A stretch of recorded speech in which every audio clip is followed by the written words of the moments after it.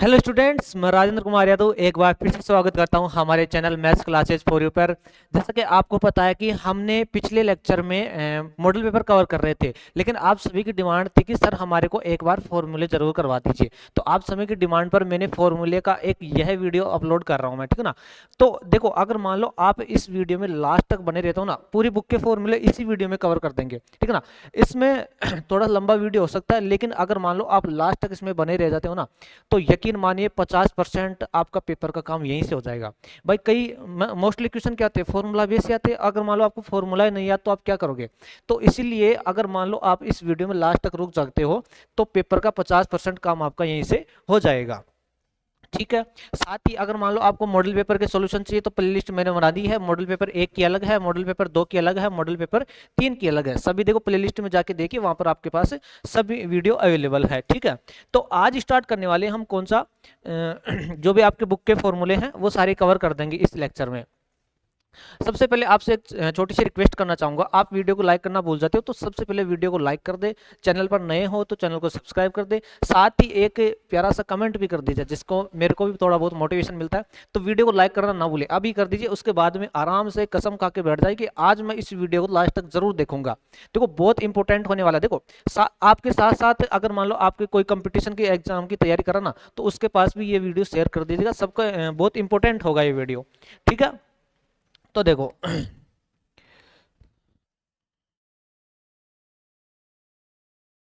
हाँ जी, सबसे पहला चैप्टर हमारे पास क्या, पहला चैप्टर हमारे पास वास्तविक संख्याएं। पहला कौन सा है, वास्तविक संख्याएं। पहला चैप्टर है वास्तविक वास्तविक संख्याएं, ठीक है। चलो इसमें देखो, हाँ जी, सबसे पहले इसमें गुणनखंड आते हैं। तो गुणनखंड कैसे करते हैं वो मैं आपको बताता हूँ। सबसे पहले दो का भाजकता का नियम लगाते हैं हम, ठीक है ना। दो का भाजकता का नियम इसका कलर चेंज कर देते हैं। पूरे जितने भी काम में आएंगे हमारे सारे कवर कर रहेंगे आज। दो काम देखो, दो का भाग कब देते हैं गुणनखंड करते टाइम या एलसीएम एचसीएफ लेते टाइम। दो का भाग कब देते हैं, जब इकाई अंक क्या क्या होना चाहिए आपके पास। इकाई अंक बताओ क्या क्या होना चाहिए, 0, 2, 4, 6 और 8। अगर ये होते हैं ना, तो हम किसका भाग देंगे, दो का। देखो आपके लिए तो ये वीडियो इंपॉर्टेंट है ही है। अगर मान लो आपका भी कोई बड़ा भाई बहन है जिसको मतलब कंपटीशन की तैयारी करता है, उसको मैथ में आती है, तो ये वीडियो उस तक भी पहुंचा दीजिएगा, ठीक है ना। कमेंट जरूर करना। कमेंट देखो जितने व्यूज होंगे उतने ही कमेंट होने चाहिए। हर स्टूडेंट का कमेंट आना चाहिए आज, है ना। तो आपके लिए मैं भी मेहनत कर रहा हूँ, तो थोड़ा सा आपका भी इतना तो बनता है।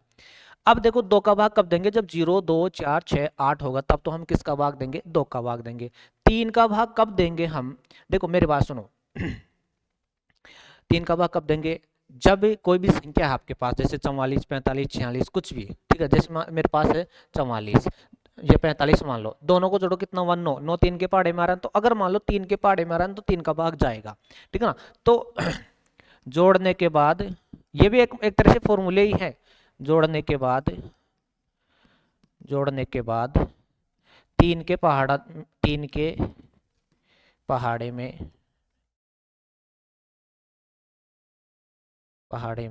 वह संख्या आती है, तो वह संख्या आती है तो तीन का भाग देंगे, ठीक है। तीन का पता चल गया। पांच का भाग कब देंगे हम, जब इकाएकांक कितना होगा, 5 होगा, ठीक है ना। तो इकाएकांक अगर मान लो आपके पास 5 है, जैसे 45 है, 45 में देखो तीन का भी जा रहा है और 5 का भी, तो पहले तीन का दो उसके बाद में 5 का, ठीक है ना। तो ये आपका तीनों नियम हो गए। उसके बाद में आपके पास एक फॉर्मूला निकल के आता है, क्या क्या निकल के आता है आपके पास, एच सी एफ। पहली प्रश्नावली में H C F into L C M बराबर क्या होता है, a इंटू बी। और a और b क्या होती है, दो संख्या होती है, ठीक है ना। अब देखो आपको क्या देगा भाई, इसमें से भी कोई या तो एलसीएम का मान दे देगा या एचसीएफ का मान दे देगा, दो संख्या दे देगा, फिर कोई भी एक पूछ लेगा। इन चारों में से किसी एक को नहीं देगा और कोई भी एक पूछ लेगा, ठीक है ना। एलसीएम दे दिया और एचसीएफ नहीं दिया, तो फिर इसको बटे में ले जाएंगे, दोनों संख्या दे दी। एक नहीं देगा, इन चारों चीजों में से एक नहीं देगा और आपको वो निकालना पड़ेगा, ठीक है ना। तो ये फॉर्मूला हो गया आपका, पहली प्रश्नावली के कंप्लीट हो गए। यही चीज काम आ रही है पहली प्रश्नावली में। तो पहली प्रश्नावली में तो यही चीजें काम में आ रही है। ठीक है जी। चलो मैं सेकंड प्रश्नावली पर। पहली प्रश्नावली में यही तीन तो ये नियम और एक आपको जो परिमेय सिद्ध करना होता है ना, अपरिमेय सिद्ध करना होता है, वो आप अपने हिसाब से देख लेना, है ना। बाकी मैंने मॉडल पेपर में भी करवा रखा है, तो वहां से देख लेना, प्ले लिस्ट बना रखी है मैंने, ठीक है ना। तो पहली प्रश्नावली में यही काम में आएगा, ठीक है। चलो मैं आगे नेक्स्ट नेक्स्ट सेकंड प्रश्नावली क्या है हमारे पास, द्विघात बहुपद। द्विघात बहुपद, सॉरी बहुपदी नाम दे रखा है। दूसरी प्रश्नावली है हमारे पास बहुपद, थोड़ा सा बड़ा लिख देते हैं इसको, बहुपद। ठीक है जी। चलो, अगर मान लो इस वीडियो पर आपका रेस्पॉन्स बहुत अच्छा रहता है ना, तो मैं आपके लिए इंपॉर्टेंट क्वेश्चन और लेके आऊंगा हर प्रश्नावली का, पहली प्रश्नावली का, दूसरी प्रश्नावली का, हर प्रश्नावली का इंपॉर्टेंट क्वेश्चन और लेके आऊंगा मैं आपके लिए। कभी जब आप इस वीडियो को अपना बहुत अच्छा प्यार दिखाओगे, कभी देखो, एक तो वीडियो को लास्ट तक देखना, कमेंट करना है, लाइक करना है, चैनल पर नए हो तो सब्सक्राइब कर देना, साथ ही इसको जो भी आपके पास अड़ोस पड़ोस में है, मैथ पढ़ता है, उसके पास शेयर कर देना, ठीक है। दूसरा चैप्टर है हमारे पास ये। चलो, तो दूसरे चैप्टर में क्या क्या है हमारे पास, सबसे पहले द्विघात बहुपद क्या होता है, A X square plus B X plus C, यही होता है द्विघात बहुपद। अब इसमें देखो, पहला तो सबसे पहले शून्यांकों का योग, अल्फा बीटा निकाल लूंगी, शून्यांकों का योग ब्लर हो रहा है क्या, शून्यांकों का योग, हाँ जी, शून्यांकों का योग मतलब alpha plus beta, alpha plus beta किसके बराबर होता है, माइनस बी बटा ए के बराबर होता है, ठीक है। और अल्फा इंटू बीटा किसके बराबर होता है, सी बटा ए के बराबर होता है, अल्फा इंटू बीटा ये किसके बराबर होता है, सी बटा ए के बराबर होता है, ठीक है। ये फॉर्मूला हो गया और ये एक फॉर्मूला हो गया। दूसरा इसमें आता है हमारे पास कौन सा, कोई भी बहुपद निकालना हो, अगर मान लो आपको अल्फा प्लस बीटा दे दिया, अल्फा इंटू बीटा दे दिया, तब कोई भी बहुपद निकालना हो तो वो बहुपद निकालने का सूत्र, बहुपद ज्ञात करने का सूत्र, बहुपद ज्ञात करने का सूत्र, ये क्या होता है बताओ आपके पास, के इंटू एक्स स्क्वायर माइनस में अल्फा प्लस बीटा इंटू में एक्स और प्लस में अल्फा इंटू बीटा, ये आपके पास बहुपद आपको दे देगा अल्फा प्लस बीटा, और ये आपको निकालना है, ठीक है ना। चलो, तो ये दूसरी प्रश्नावली के हमारे फॉर्मूले हो गए। चले तीसरी प्रश्नावली पर।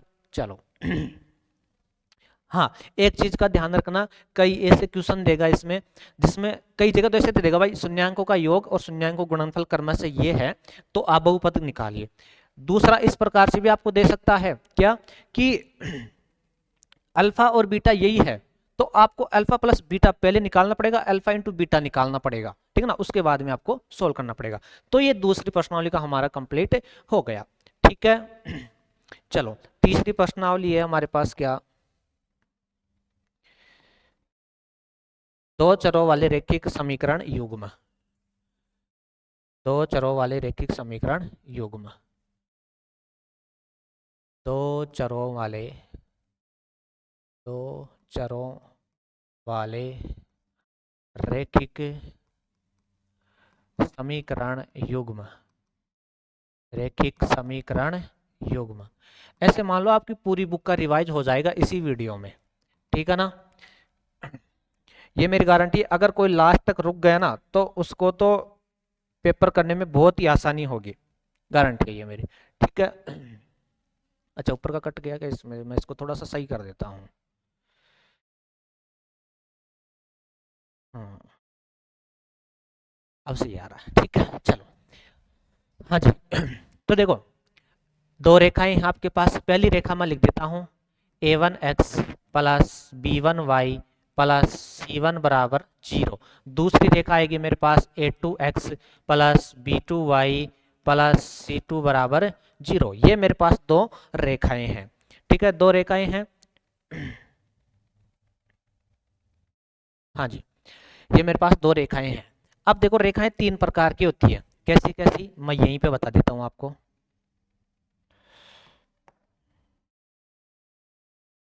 तीनों का लिख देता हूं मैं, जो भी है।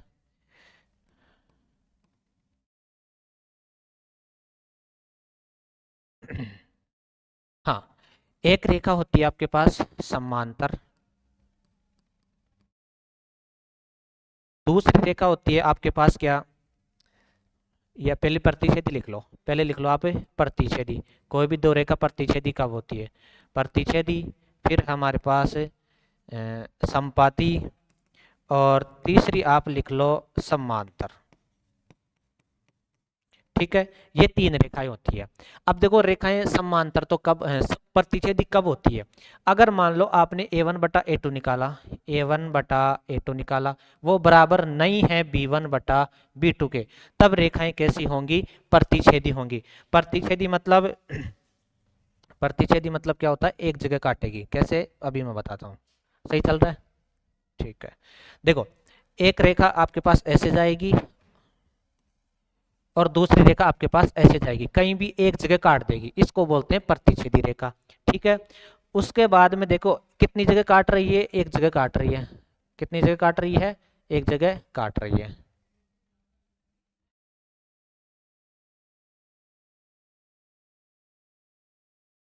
अगर मान लो एक जगह काट रही है तो हल भी कितने होंगे इसके, एक हल होगा। हाँ जी, कितनी जगह काट रही है, एक जगह, तो एक हल, या अद्वितीय हल भी बोलते हैं इसको, एक हल होगा। अगर मान लो हल है ना, फिर वो संगत भी है।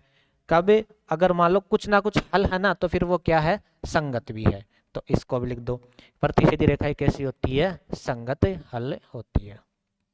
ठीक है, हाँ जी। दूसरी मैं बात करूं समपाती की, तो अगर मान लो आपके पास a1 बटा a2 बराबर है b1 बटा b2 बराबर है c1 बटा c2 के, तीनों ही बराबर हैं। समपाती का मतलब होता है एक रेखा दूसरी रेखा के जस्ट ऊपर ही है। अगर मान लो तीनों ही बराबर हैं तो दोनों रेखाएं क्या होंगी, एक दूसरे के ऊपर ही होंगी। मान लो ये पहली रेखा है, मान लो ये पहली रेखा है, और ये आपके पास दूसरी रेखा है, तो एक दूसरे के ऊपर ही है ये। ठीक है ना, इसको बोलते हैं संपाती। ठीक है, तो इसमें देखो ये अनंत जगह काट रही है, कोई गिनती थोड़ी कर सकते हैं इनको, नहीं। तो इसके हल कितने होंगे, अनंत, अनंत हल होंगे। अगर मान लो अनंत हल हैं, अरे कुछ ना कुछ हल तो ना, तो फिर वो संगत भी होगा। फिर क्या होगा, वो संगत भी होगा। ठीक है, तीसरी आती है हमारे पास समांतर। समांतर मतलब जैसे आपने रेल की पटरी देखी है ना, दो तो बराबर चलती है, तीसरी मतलब बराबर नहीं चलती है इसमें। ठीक है, तो दो तो बराबर, a1 बटा a2 बराबर है b1 बटा b2, लेकिन बराबर नहीं है c1 बटा c2 के, इसको बोलते हैं क्या, समांतर। तो मतलब दो ऐसे बराबर चलती है, आपस में कभी भी नहीं काटती है। ठीक है ना, इसको देखो नहीं काट रही है ना, अगर नहीं काटेगी तो कोई हल भी नहीं होगा, काटेगी तो हल होगा, तो कोई हल नहीं होगा, कोई हल नहीं होगा, नहीं होगा। ठीक है, अगर मान लो कोई हल नहीं है ना, तो फिर वो असंगत है, फिर वो क्या है, असंगत है। ठीक है, तो ये हो गया हमारे पास तीसरी प्रश्नावली की बात। इसमें दो मेथड हैं आपके पास, एक प्रतिस्थापन है और एक क्या है, विलोपन है। प्रतिस्थापन को कैसे सोल्व करोगे, एक जगह से मान निकालोगे, मैंने कर भी रखा है प्लेलिस्ट में, जाके देखे मॉडल पेपर में देखना आप। एक जगह से मान निकालो, दूसरी जगह रख दो। ठीक है ना, ये तो प्रतिस्थापन होता है। विलोपन में क्या करते हैं, दो चरों को बराबर कर लेते हैं, या तो x का बराबर कर लो या फिर y का बराबर कर लो, और फिर उनको काट के करते हैं। ठीक है ना, तो वो आप क्वेश्चन मॉडल पेपर से देख सकते हो। तो ये हमारा हो गया तीसरी प्रश्नावली में जो भी बातें थी वो कंप्लीट हो गई। ठीक है ना, तो इनको याद कर लेना, आराम से हो जाएगा। प्रतिच्छेदी कब होती है, संपाती कब होती है, और समांतर कब होती है। अगर मान लो कुछ ना कुछ हल होगा तो फिर वो संगत भी होगा। देखो यहाँ पर कोई हल नहीं था, फिर वो असंगत है। चलो मैं आगे नेक्स्ट, नेक्स्ट देखो हमारे पास क्या है। चौथा चैप्टर में क्या है,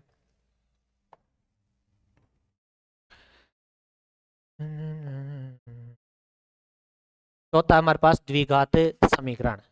चौथा चैप्टर है द्विघात समीकरण। आगे जो 12वीं के और 11वीं के ये प्रश्नावलियां है ना, इनमें आपको सूत्र को रटवाऊंगा नहीं, याद करवाऊंगा मैं, है ना, रटने की जरूरत नहीं पड़ेगी आपको। ठीक है, तो अब है हमारे पास कौन सा, द्विघात समीकरण। हाँ जी, द्विघात समीकरण क्या होता है, देखो।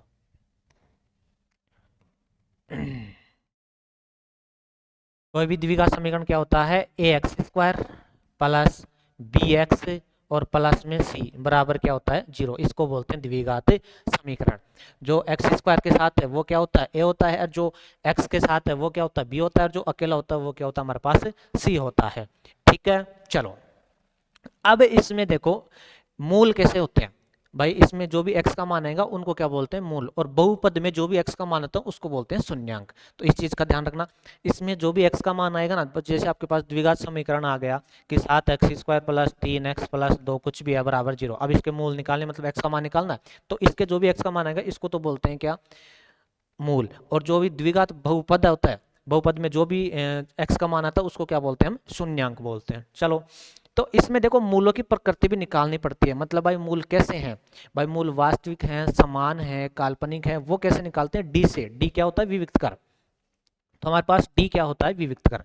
और डी का मान क्या होता है, b² माइनस 4ac। इसको क्या बोलते हैं, हम डी बोलते हैं। ये क्या हमारे पास, डी। तो मूलों की प्रकृति कैसे निकालेंगे हम कि अगर मान लो आपके पास डी का मान है ना, वो 0 से बड़ा है। 0 से बड़ा मतलब प्लस को कोई भी संख्या 0 से बड़ा है ना, तो मूल कैसे होंगे, मूल वास्तविक व अलग अलग। मूल कैसे होंगे, वास्तविक व अलग अलग। मूल वास्तविक व अलग अलग, अलग अलग। और अगर मान लो d का मान है ना 0 से छोटा है, मतलब माइनस में है, तो मूल क्या होंगे, मूल काल्पनिक होंगे। मूल काल्पनिक होंगे। ठीक है। और अगर मान लो d का मान 0 के बराबर है ना, d का मान किसके बराबर है, 0, तो मूल समान होंगे। मूल वास्तविक व समान, मूल वास्तविक व समान होंगे। ठीक है। तो ये हमारा, अगर मान लो आपके पास इस क्वेश्चन चौथे चैप्टर में ऐसे आ जाता ना कि संभव है तो ज्ञात कीजिए। संभव का पता ये आपको, अगर मान लो संभव नाम वर्ड दिखाई दे दी ना क्वेश्चन में, तो आपको डी निकालना पड़ेगा सबसे पहले। संभव आते हैं, ठीक है। तो और डी क्या होता है, b² माइनस 4ac होता है। अगर मान लो डी का मान वास्तविक मतलब 0 से बड़ा है, तो भी आपको आगे सोल्व करना है। 0 के बराबर है तो भी आपको आगे सोल्व करना है। और 0 से छोटा है मतलब माइनस में, तो उसको सोल्व नहीं करना। अगर मान लो ये दोनों कंडीशन आ जाती है ना, तो आपको क्वेश्चन को आगे सोल्व करना है। और डी का मान माइनस में आ गया ना, तो क्वेश्चन को आगे सोल्व नहीं करना है। अगर मान लो डी का मान ये आ गया, तो सोल्व कैसे करेंगे वो मैं बता रहा हूँ। एक्स बराबर आपको लिखना है, एक्स बराबर -b plus minus under root D मतलब b² minus 4ac under root D, और बटे में क्या आ जाएगा आपके पास 2a। ये आपके पास इस फॉर्मूले से आगे सोल्व x का मान निकालना होगा। ठीक है। तो ये हमारे चौथे चैप्टर की बात हो गई भाई। डी का मान 0 से बड़ा है तो मूल वास्तविक व अलग अलग होंगे। डी का मान 0 से छोटा मूल काल्पनिक होंगे। डी का मान 0 के बराबर मूल वास्तविक व समान होंगे। तो इन दोनों कंडीशन में तो आगे सोल्व करना है आपको, इस कंडीशन में आपको सोल्व नहीं करना है। तो कई क्वेश्चन ऐसे होंगे भाई, जैसे ये जैसे आयत बनाना संभव है या नहीं है, तो संभव का नाम आते ही आप क्या निकालोगे, डी। तो इस कंडीशन में तो संभव नहीं होगा, इन दोनों कंडीशन में संभव हो जाएगा। अगर संभव होगा तो फिर इस फॉर्मूले से आगे उसको सोल्व करेंगे। चलो मैं आगे, ये चौथे चैप्टर की हमारे पास कंप्लीट हो गई। ठीक है। पांचवा चैप्टर है हमारे पास क्या, समांतर श्रेणी।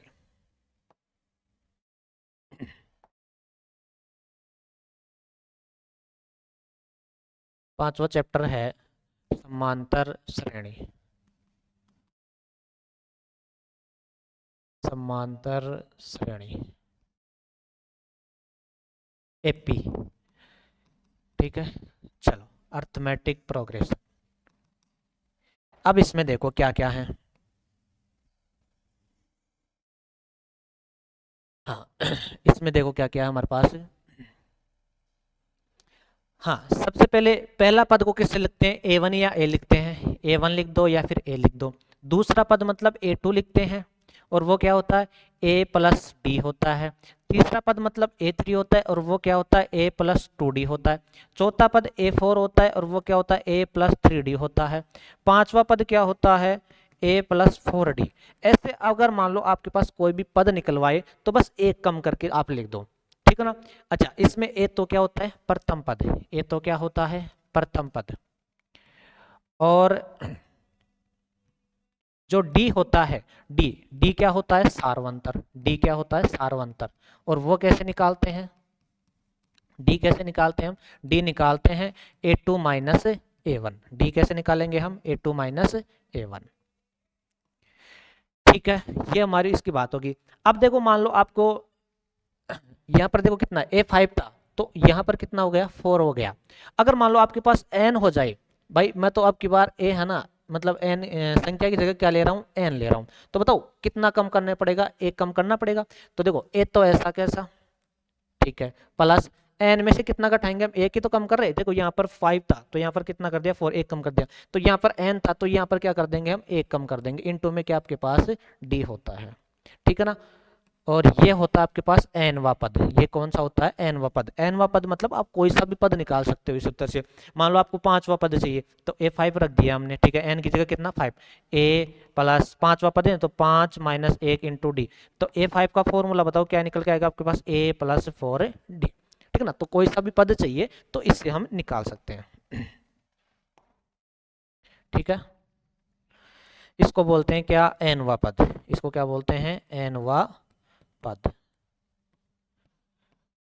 चलो नेक्स्ट इसमें हमारे पास क्या आता है कि कोई भी एपी दे देगा, उसमें पदों का योग Sn, पदों का योग को किससे लिखते हैं, Sn से लिखते हैं।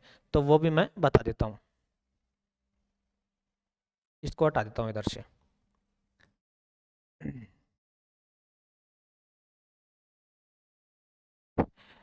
Sn के दो फॉर्मूले हैं आपके पास।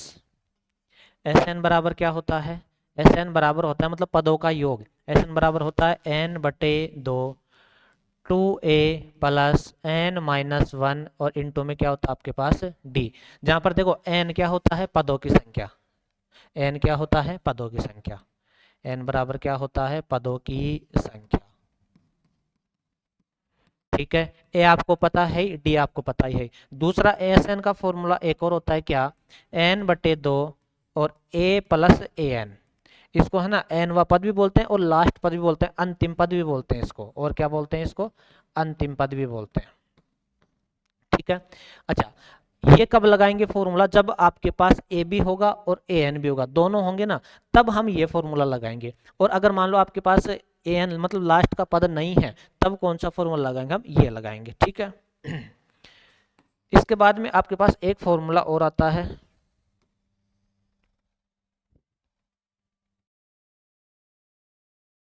एक फॉर्मूला क्या आता है कि प्रथम n पूर्णांकों का योग, वो भी मैंने मॉडल पेपर के साथ भी करवा रखा है, बाकी यहीं पे भी लिख देता हूँ। अगर मान लो आपको ऐसे बोले कि प्रथम n पूर्णांकों का योग निकालना है, तो Sn बराबर होता है n इंटू n प्लस 1 और बटे में क्या आ जाएगा आपके पास 2, ठीक है। कब, जब आपको बोले कि प्रथम n धन पूर्णांकों का योग निकालो, मतलब 1 plus 2 plus 3 plus 4 plus 5 dash dash n तक, तो उन सब का योग क्या आ जाएगा आपके पास, Sn बराबर n into n plus 1 upon में 2 आ जाएगा, ठीक है। तो ये हमारे 5वें चैप्टर की बात होगी। नेक्स्ट आता है हमारे पास 6वां चैप्टर। 6वां चैप्टर क्या आपके पास, त्रिभुज। इसमें तो देखो वैसे तो कोई फॉर्मूले तो है नहीं 6वें चैप्टर में, तो वैसे आपको बस सिद्ध करवाने वाले हैं सारे क्वेश्चन, फिर भी एक दो बात बता देता हूँ आपको। त्रिभुज, कोई भी दो त्रिभुज समरूप का कब होते हैं और सर्वांग सम कब होते हैं। जैसे मान लो ये वृत्तों की बात करूं मैं, जैसे मान लो मेरे पास ये वृत्त है, मेरे पास ये वृत्त है और दूसरा ये वृत्त है, तीसरा एक और वृत्त है। अच्छा, इसमें देखो इसकी त्रिज्या और इसकी त्रिज्या, इन दोनों की त्रिज्या बराबर है, इसकी त्रिज्या थोड़ी छोटी है। अब ये दोनों तो सर्वांग सम है, मतलब बिल्कुल सेम डिट्टो होंगे ना, तो वो तो बोलते हैं, उनको तो क्या बोलते हैं, सर्वांग सम।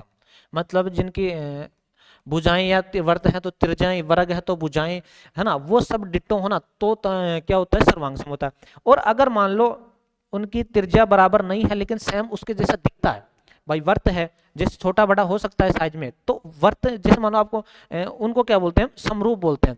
तो सभी वर्त आपस में समरूप होते हैं, सभी आयत आपस में समरूप होते हैं, सभी वर्ग आपस में समरूप होते हैं, है ना। और जैसे मान लो जिनकी भुजाएं बराबर है, जैसे मान लो ये मेरे पास वर्ग है, इसकी 4 भुजा है, दूसरा वर्ग है, इसकी भी भुजा कितनी है 4, तो ये दोनों क्या हो जाते हैं सर्वांग सम हो जाते हैं। सेम डिट्टो है तो सर्वांग सम, और जैसे एक जैसा दिखता है तो उसको क्या बोलते हैं हम समरूप बोलते हैं, है ना। चलो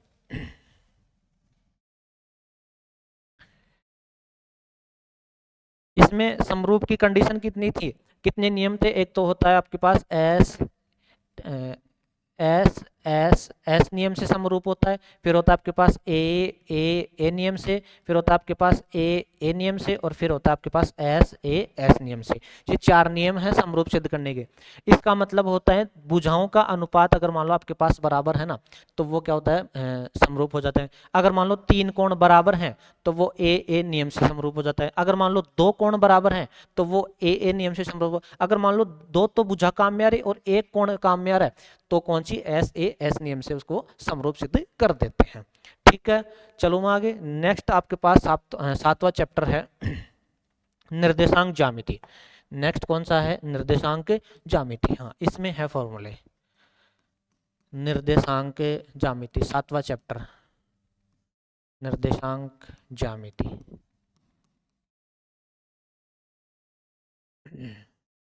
एक बार देख लेना सही चल रहा है क्या, इधर देख लेना इसमें सही चल रहा है ना। नेक्स्ट है हमारे पास निर्देशांक ज्यामिति। ठीक है, निर्देशांक ज्यामिति में देखो आपके पास 2 बिंदु होंगे। हाँ, पहले तो मैं बता देता हूँ आपको थोड़ी सी बेसिक चीजें बता देता हूँ इसमें। तो ये आपके पास है एक्स एक्स और ये आपके पास है वाई एक्स। ठीक है, इधर प्लस का आता है, इधर वाई प्लस का आता है। तो देखो जैसे मान लो मेरे पास ये यहाँ पर है 3,4, इधर x प्लस का है, इधर y प्लस का है, इधर x माइनस का है, इधर y किसका है माइनस का है। तो x देखो प्लस में चल रहा हूँ और ये भी प्लस में चल रहा हूँ। अगर मान लो इसमें होगा 3,4 तो देखो क्या होगा, x में आपकी बार किस में चल रहा हूँ माइनस में, और y किस में चल रहा हूँ प्लस में, तो y का प्लस रहेगा। इसमें आओ जैसे 3,4 है, इसमें x में किस में चल रहा हूँ माइनस में, और y भी किस में चल रहा हूँ माइनस में। इसमें आओ तो इसमें देखो x प्लस में मतलब 3,3 प्लस का आएगा, और y किस में जा रहा हूँ मैं माइनस में, तो ये आएगा। ठीक है ना, तो इस चतुर्थांश में क्या आएगा 3,-4। इसमें दोनों प्लस प्लस आते हैं, इसमें एक माइनस और एक प्लस आता है, इसमें दोनों माइनस माइनस आता है, और इसमें एक प्लस और एक क्या आता है माइनस आता है। ठीक है, नेक्स्ट देखो इसको बोलते हैं मूल बिंदु। इसको क्या बोलते हैं मूल बिंदु। और मूल बिंदु का निर्देशांक क्या होता है, मूल बिंदु, मूल बिंदु का निर्देशांक होता है हमारे पास क्या 0,0, 0,0। ठीक है, अब देखो आपके पास कोई भी 2 बिंदु होंगे। हाँ, इसको मैं हटा देता हूं।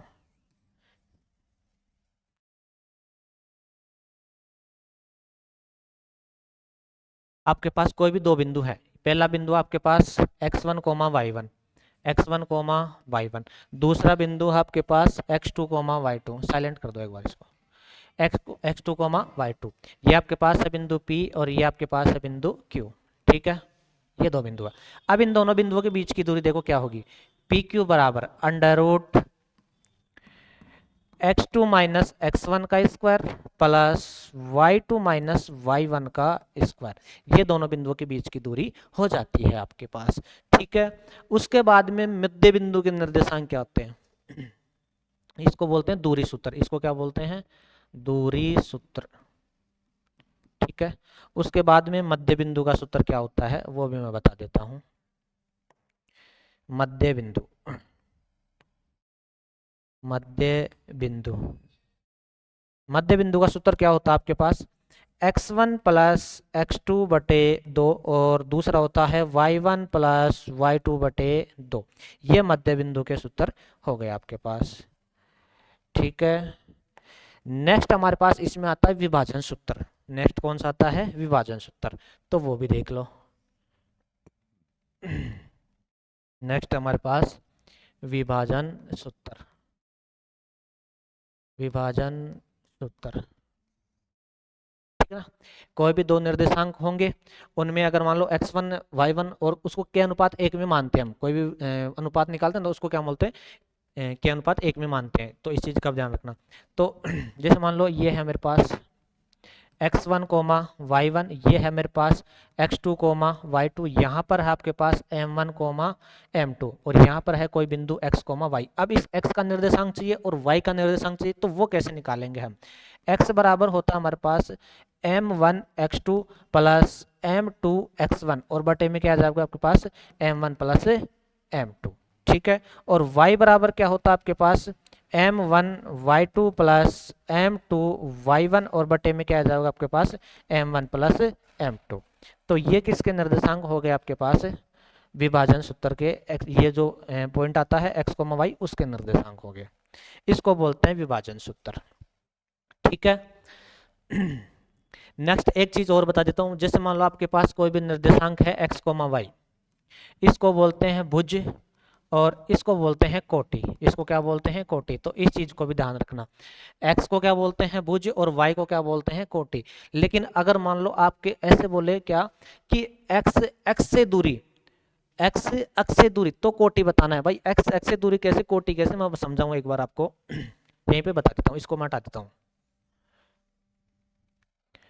भाई। जैसे ये आपके पास y एक्स है और ये आपके पास x एक्स है, यहाँ पर कोई भी बिंदु मान लो आप x कोमा y है।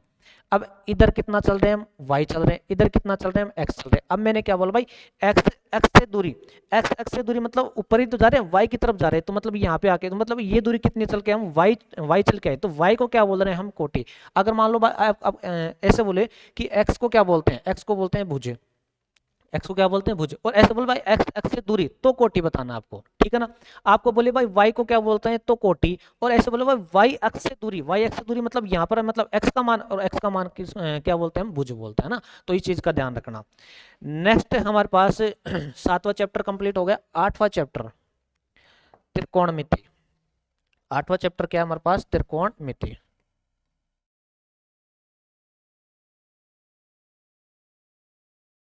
त्रिकोणमिति, इसमें देखो, हाँ जी, सबसे पहले आपको मैं क्रम बता रहा हूँ, उसी क्रम में आपको याद रखना है सब चीजों को। हाँ जी, सबसे पहले आता है हमारे पास क्या? Sine theta. सबसे पहले क्या आता है? Sine theta. उसके बाद में कोस थीटा, उसके बाद में टेन थीटा, उसके बाद में सेक थीटा, उसके बाद में कोसेक थीटा। इसी क्रम में याद रखना। आपकी बुक में शायद ये ऊपर नीचे दे रखा है, ठीक है। कोट रह गया ना, यहाँ पे कोट रह गया, टेन थीटा और बाद में हमारे पास कोट थीटा। आपको लास्ट में कोट दे रखा है, मतलब ऊपर नीचे दे रखा है, तो आपको उस क्रम में नहीं, इस क्रम में आपको याद रखना। अब देखो, एक फॉर्मूला फटाओगे आपने, लाल बटा कक्का। अब ये क्या काम में आता है? लाल बटा कक्का। देखो, यहाँ पर आता है हमारे पास साइन, यहाँ पर क्या आता है हमारे पास? Sign, sine theta. यहाँ पर आता है हमारे पास कोस, यहाँ पर आता है हमारे पास टेन, यहाँ पर आता है हमारे पास कोट थीटा, और यहाँ पर आता है हमारे पास सेक थीटा, और यहाँ पर आता है हमारे पास कोसेक थीटा। ये सारे आते हैं। अच्छा, अब साइन थीटा का फॉर्मूला लिखो आप। साइन थीटा का बताओ क्या होता है? लंब बटे कर्ण, लंब बटे कर्ण, ठीक है। उसके बाद में कोस का लिखो आधार बटे कर्ण, आधार बटे कर्ण। उसके बाद में टेन का लिखो लंब बटे आधार, लंब बटे आधार। उसके बाद में कोट, कोट क्या हमारे पास? आधार बटे लंब, उल्टा, आधार बटे लंब, आधार बटे लंब। उसके बाद में सेक, सेक क्या होगा बताओ? कर्ण बटे आधार, कर्ण बटे आधार। और उसके बाद में कोसेक, कोसेक क्या आ जाएगा आपके पास? कर्ण बटे लंब, कर्ण बटे लंब, ठीक है। ये मेरे इसके लाल बटा कक्का के अनुसार जो फॉर्मूले थे वो हो गए। उसके बाद में देखो, इसको मैं इधर कर देता हूं, हाँ। उसके बाद में आता है हमारे पास, अगर मान लो आपको साइन, साइन को देखो ये आपस में उल्टे होते हैं। साइन किसका होगा? कोसेक का। कोस किसका होगा? सेक का। और टेन किसका होगा? कोट का। ये आपस में उल्टे होते हैं। तो कोस बराबर एक फॉर्मूला ये भी होता है, 1 बटा कोसेक थीटा, कोसेक थीटा। उसके बाद में कोस को हम लिख सकते हैं 1 बटा सेक थीटा, कोस को किस में लिखते हैं? 1 बटा सेक थीटा। उसके बाद में टेन को 1 बटा कोट, टेन को क्या लिख देंगे? 1 बटा कोट। लेकिन इसका एक फॉर्मूला और है, वो ज़्यादा इंपॉर्टेंट है, साइन थीटा बटे कोस थीटा। किसका? टेन का। उसके बाद में कोट, कोट वापस टेन का उल्टा हो जाएगा, तो 1/tan थीटा। लेकिन इसका एक फॉर्मूला और है, वो क्या होता है, cos थीटा बटे साइन थीटा, cos थीटा बटे साइन थीटा। उसके बाद में सेक, सेक किसका होता है, कोस, तो 1/cos थीटा। और कोसेक किसका हो जाएगा, साइन का, तो 1/sin थीटा। ठीक है, ये हमारे पास इसके फॉर्मूले हो गए। इसके बाद में देखते हैं हम सरसमी का। इसका एक बार स्क्रीनशॉट ले लो, फिर आगे चलते हैं। हाँ, अब 3 सरसमी का भी है, वो भी मैं आपको बता देता हूँ।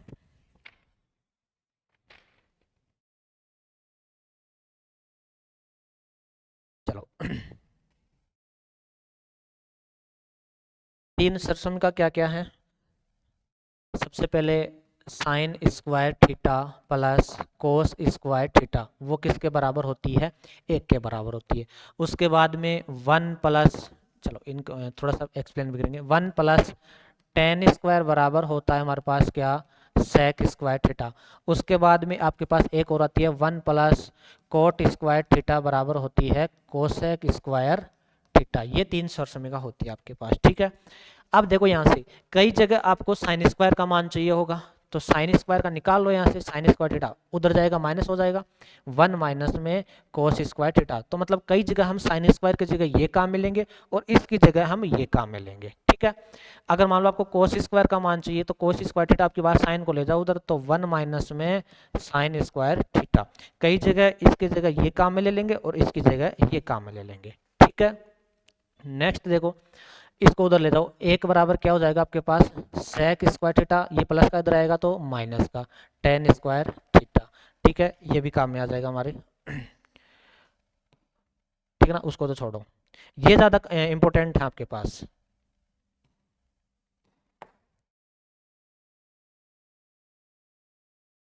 ठीक है, साइन वाली और ये कोस वाली बहुत ज्यादा इंपॉर्टेंट है, ये बहुत ज्यादा यूज में आएगी हमारे। ठीक है, चलो अब नेक्स्ट हमारे पास इसमें आती है सारणी। देखो कई बच्चों को 8.3 में प्रॉब्लम आती है, तो उसका फिक्स पैटर्न है, मैं आपको बता देता हूँ। अगर मान लो आपके पास ऐसे दिख गया कि साइन स्क्वायर दिख गया, कोस स्क्वायर दिख गया, टेन स्क्वायर दिख गया, तो वहां पर सबसे पहले आप लगाओ सरसमी का। जो ये तीनों सरसमी का ना, इनको यूज करो, सबसे पहला स्टेप आपके पास सरसमी का यूज करना, अगर स्क्वायर में है तो, कभी ओनली स्क्वायर में है तो। उसके बाद में सेकंड स्टेप मैं आपको बताना चाहता हूँ, अगर मान लो स्क्वायर में नहीं है, डायरेक्ट ऐसे ही है भाई, tan theta, cot theta, sec theta, cosec theta कुछ भी है, तो सेकंड स्टेप है आपके पास, सबसे पहले साइन कोस में बदल दो सबको, साइन थीटा कोस थीटा में बदल दो। 8.3 की बात कर रहा हूं मैं। ठीक है, उसके बाद में थर्ड स्टेप आप एलसीएम ले, क्या लेना है आपको, एलसीएम लेना है। चौथी स्टेप है, अगर मान लो एलसीएम लेने के बाद में आपके पास में जो सरसमिक आती है ना, ए प्लस बी का होल स्क्वायर, ए माइनस बी का होल स्क्वायर, ए प्लस बी, ए माइनस बी, उनमें से कोई सी भी यूज आ गया ना, तो वो लगाएंगे और क्वेश्चन आपका सोल्व हो जाएगा। मतलब आपको ए प्लस बी का होल स्क्वायर या फिर ए माइनस बी का होल स्क्वायर या फिर ए स्क्वायर माइनस बी स्क्वायर, इनमें से कोई सी भी आपको यूज में करने दिख गई ना, तो फिर इनका यूज करना है। 8.3 की बात कर रहा हूं मैं। ठीक है, उसके बाद में देखो हम सीखते हैं सारणी बनाना, 8.8वीं में ही है सारणी बनाना भी। ठीक है, हाँ एक चीज और बता देता हूँ मैं यहीं पे, एक 8.2 में आपको आपके पास और आती है क्या, पाइथागोरस प्रमेय, और वो क्या होती है, जैसे ये आपके पास त्रिभुज है, समकोण त्रिभुज। ठीक है, चलो इसको नाम दे दो आप ए, इसको नाम दे दो आप बी, इसको नाम दे दो आप सी। इस त्रिभुज में एक छोटी सी चीज और बताऊं, ये तो कर्ण तो फिक्स है, ये तो फिक्स रहेगा, लेकिन लंब और आधार आपस में चेंज होते रहते हैं। कब, अगर मान लो कोण एक की बात हुई ना, एक की बात हुई, तो ये लंब होगा और ये फिर आधार होगा। और अगर मान लो कोण सी की बात हुई ना, सी की, तो फिर ये क्या हो जाएगा, लंब, सामने वाला लंब, और ये क्या हो जाएगा आपके पास आधार। एक की बात हुई तो ये लंब, सी की बात हुई तो ये लंब। ठीक है ना, एक की बात हुई तो ये लंब और ये आधार, सी की बात हुई तो ये लंब और ये आधार, सामने वाला लंब होता है। ठीक है, अच्छा पाइथागोरस प्रमेय क्या होती है, पाइथागोरस प्रमेय होती है आपके पास कर्ण का स्क्वायर, ये भी काम में आएगी, 8.2 या 1 में काम में आएगी। कर्ण स्क्वायर बराबर आधार स्क्वायर प्लस में लंब स्क्वायर, इसको भी आप अच्छे से याद कर लेना। ठीक है, ये आपके पास पाइथागोरस प्रमेय हो गई। ठीक है, नेक्स्ट हमारे पास आठवीं प्रश्नावली की एक चीज और बचती है, सारणी बनाना, वो भी मैं आपको बता देता हूँ। हाँ सारणी देखो कैसे बनाएंगे हम, वही क्रम याद रखना है साइन कोस का, जो अभी मैंने बताया था आपको।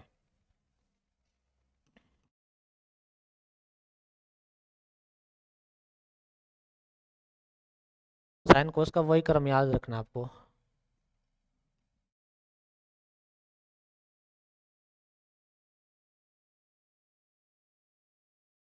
वीडियो थोड़ा सा लंबा हो सकता है, लेकिन आपको पेशेंस रखना है इस चीज का। कितना हो गया ये? 0। हाँ, यहाँ पर क्या आएगा आपके पास? Sine theta. यहाँ पर क्या आएगा आपके पास? Cos theta. यहाँ पर आएगा आपके पास टेन थीटा। यहाँ पर आएगा आपके पास कोट थीटा। और यहाँ पर आएगा आपके पास सेक थीटा। और नीचे नीचे क्या आ जाएगा? Cosec theta. ठीक है ना, इसी क्रम में आपको याद रखना है। अच्छा, यहाँ पर आता है आपके पास 0 डिग्री, यहाँ पर 30 डिग्री, यहाँ पर 45 डिग्री, यहाँ पर 60 डिग्री, और यहाँ पर क्या आ जाएगा आपके पास? 90 डिग्री। ठीक है, अब आप एक काम करो, सबसे पहले 0 से लेकर 4 तक गिनती लिख दो। 0, 1, चलो एक बार मैं इनको हटा देता हूँ। एक बार 0, 1, फिर यहाँ पर 2, यहाँ पर 3, और यहाँ पर 4। 4 तक गिनती लिख दिया। ठीक है, अब सब में 4 4 का भाग दे दो। 4, 4, यहाँ पर भी 4, यहाँ पर भी 4, यहाँ पर भी 4 दे दिया। कोई कट रहा है उसको काट दो।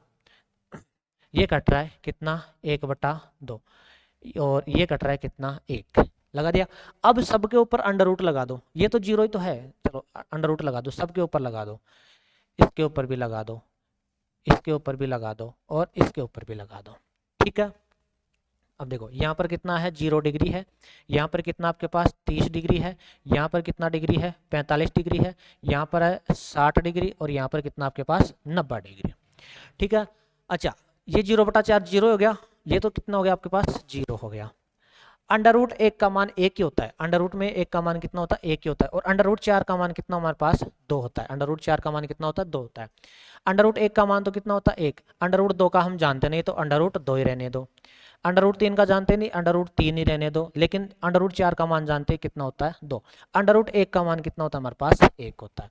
तो ये तो किसका हो गया हमारे पास? साइन का हो गया। ठीक है ना,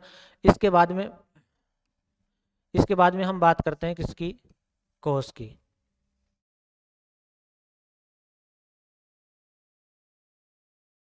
कोस में देखो क्या करें हम। कोस में बस आपको यही काम करना है कि इधर से लिख दो आप।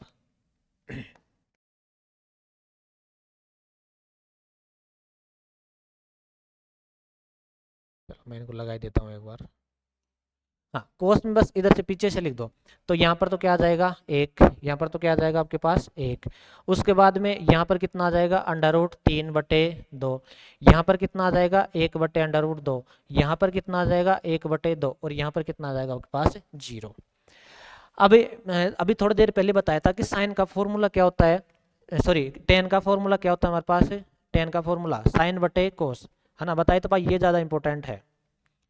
sin/cos, तो उसी को काम में लेंगे और टेन का मान निकाल देंगे हम। उसी को काम में लेते हुए टेन का मान निकाल देंगे। देखो हाँ, टेन मतलब sin/cos होता है, तो साइन में कोस का भाग दो। तो इसमें भाग देना, 0/1 कितना हो जाएगा हमारे पास? 0 हो जाएगा। इसमें भी भाग दो, 2 से 2 कैंसिल, 1/√3 बचा। ठीक है, इसमें भी भाग दो। ये तो पूरा सेम ही है, तो सेम ही है, तो कितना कितना हो जाएगा? 1 हो जाएगा। यहाँ पर 2 से 2 कट जाएगा, कितना बचेगा? Under root 3। और किसी भी संख्या में 0 का भाग देना, तो वो बनता है आपके पास अनंत बनता है। वो कितना बनता है? अनंत बनता है। अब कोट को क्या करेंगे? उधर से लिख देंगे। तो अनंत, फिर कितना है? अंडर रूट 3, फिर है 1, फिर है 1/√3, और फिर कितना हमारे पास है? 0 हो गया। उसके बाद में मैंने सेक का क्या बताया था? कोस का उल्टा होता है। सेक किसका उल्टा होता है? कोस का। तो कोस का उल्टा कर दो, 1 का उल्टा तो 1। इसका उल्टा करो, कितना हो जाएगा? 2/√3। इसका उल्टा करो, कितना हो जाएगा? Only under root 2। इसका उल्टा करो, कितना हो जाएगा? ओनली 2। 0 का उल्टा होता है अनंत। 0 का उल्टा कितना होता है? अनंत। ठीक है, अब कोसेक में क्या करेंगे? वापस उधर से लिख देंगे। तो अनंत, फिर है 2, फिर है √2, फिर है 2/√3, और फिर कितना आ गया हमारे पास? 1। ठीक ठीक है, ये हो गया हमारे पास 8वीं प्रश्नावली का पूरा काम हो गया। उसके बाद में 9वीं प्रश्नावली आती है हमारे पास, ठीक है, उसमें भी यही काम में आएंगे, बस कौन भाई कैसा कौन बन रहा है, अवनमन बन रहा है, उन्नयन भाई टेन लगेगा, साइन लगेगा, वो किससे पता चलता है आपको, लाल बट्टा कक्का से चलता है, ठीक है। तो इसका स्क्रीनशॉट ले लो, फिर आगे चलते हैं। नेक्स्ट हमारे पास 9वीं प्रश्नावली त्रिकोणमिति के अनुप्रयोग। 9वीं प्रश्नावली कौन सी है, त्रिकोणमिति के अनुप्रयोग।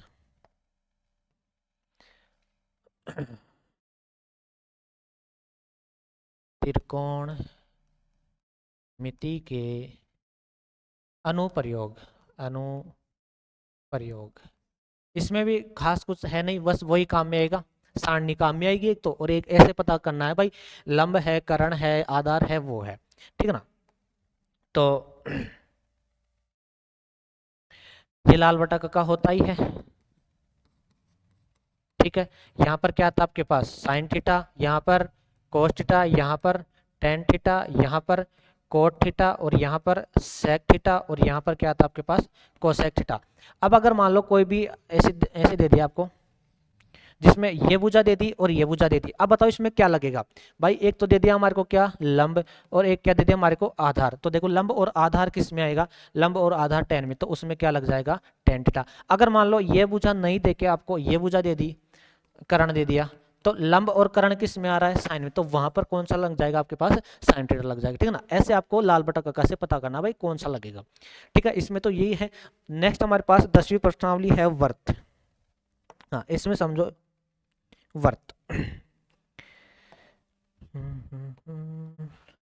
10वां चैप्टर है हमारे पास कौन सा, वर्त।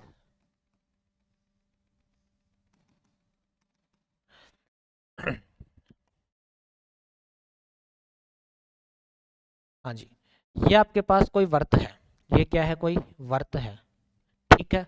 ये इसका केंद्र है, ये क्या है, इसका केंद्र है। यहाँ पर कोई बाह्य बिंदु है P, यहाँ पर कोई बाह्य बिंदु क्या है P, ये इसकी स्पर्श रेखा है, ये क्या है, इसकी स्पर्श रेखा है। स्पर्श रेखा और त्रिज्या, सबसे पहला पॉइंट है, स्पर्श रेखा और त्रिज्या है ना 90 डिग्री पर मिलेगी। स्पर्श रेखा और त्रिज्या कितने डिग्री पर मिलेगी, 90 डिग्री पर मिलेगी, ठीक है। और ये क्या हो जाता है, इसका कर्ण हो जाता है। तो यहाँ पर भी हम पाइथागोरस प्रमेय लगा के, अगर देखो आपको या तो ये भुजा दे देगा, ये भुजा दे देगा, ये पूछ लेगा, या फिर ये दे देगा, ये दे देगा, ये पूछ, कोई सी भी दो भुजा दे देगा, तीसरी पूछ लेगा। तो आपको एक चीज बता भाई, स्पर्श रेखा और त्रिज्या है ना वो 90 पर मिलते हैं, तो समकोण त्रिभुज बन रहा है, तो पाइथागोरस प्रमेय लगा के हम कोई सी भी निकाल लेंगे, ठीक है। उसके बाद में हाँ, स्पर्श रेखाओं की बात करता हूं मैं। हाँ जी, जैसे सबसे पहले लिखता हूं मैं बाह्य बिंदु से, बाह्य बिंदु से, एक बाह्य बिंदु से, देखो ये मेरे पास कोई वर्त है, ये कोई बाह्य बिंदु है, इससे स्पर्श रेखा कितनी हो खींची जा सकती है, दो स्पर्श रेखा खींची जा सकती है। तो बाह्य बिंदु से स्पर्श रेखाओं की संख्या कितनी हो जाएगी हमारे पास, दो हो जाएगी। उसके बाद में सेकंड है वर्त पर, वर्त पर, वर्त पर, या फिर ऐसे लिखो पहले, वर्त के एक बिंदु पर, वर्त के एक बिंदु पर, वर्त के एक बिंदु पर। अब देखो एक बिंदु की बात हो रही है, जैसे मैंने ये वर्त बना दिया, ठीक है, इस पर कितना, एक बिंदु पर, तो एक बिंदु से ओनली एक ही स्पर्श रेखा खींची जाएगी, तो कितनी स्पर्श रेखा होगी, ओनली एक। अब अगर मान लो आपको ऐसे बोल दी तीसरी कंडीशन कि वर्त पर, ओनली इतना ही बोली, वर्त पर, वर्त पर खींची गई स्पर्श रेखाओं की संख्या, तो वर्त पर तो देखो कितने अनंत अनंत अनंत बिंदु है, तो कितनी स्पर्श रेखाएं खींची जा सकती है, अनंत स्पर्श रेखाएं खींची जा सकती है। इन दोनों में बस एक ही फर्क है, यहाँ पर बोलेगा वर्त के एक बिंदु पर और इस पर बोलेगा वर्त पर। तो इस चीज का ध्यान रखना, अगर मान लो ऐसे बोले कि वर्त के एक बिंदु पर, तो स्पर्श रेखा कितनी होगी, एक होगी। ऐसे बोले कि वर्त पर, तो वर्त पर कितनी हो जाएगी आपके पास, अनंत। चौथा पॉइंट है हमारे पास वर्त के अंत बिंदु पर, वर्त के अंत बिंदु से, अंत बिंदु अंदर होगा तो इससे कोई स्पर्श रेखा नहीं खींची जाएगी, वो हो जाएगी आपके पास कितनी, जीरो। कन्फर्म है, इन चारों में से आपको एक क्वेश्चन देखने को मिल जाएगा, ठीक है। बस इसका ध्यान रखना कि वर्त पर बोल रहा है या फिर वर्त के एक बिंदु पर। तो अगर मान लो एक बिंदु की बात हुई तो एक होगा, और वर्त पर हो जाएगी आपके पास अनंत हो जाएगी, ठीक है। चलो नेक्स्ट ये आपको पता ही है भाई, ये आपके पास वर्त है और ये स्पर्शरेखा है और ये कितने डिग्री पर मिलता है आपके पास, 90 डिग्री पर मिलता है। तो दो भुजा दे देगा, तीसरी भुजा आपको पूछ लेगा, तो ये आराम से आप निकाल सकते हो। नेक्स्ट है हमारे पास, हाँ, वर्तों से संबंधित क्षेत्रफल, 11वां चैप्टर। इसको मैं मिटा देता हूँ, चलो नेक्स्ट ले लेते हैं। 11वां चैप्टर है वर्तों से संबंधित क्षेत्रफल। इसमें समझना, 11वां है वर्तों से संबंधित क्षेत्रफल।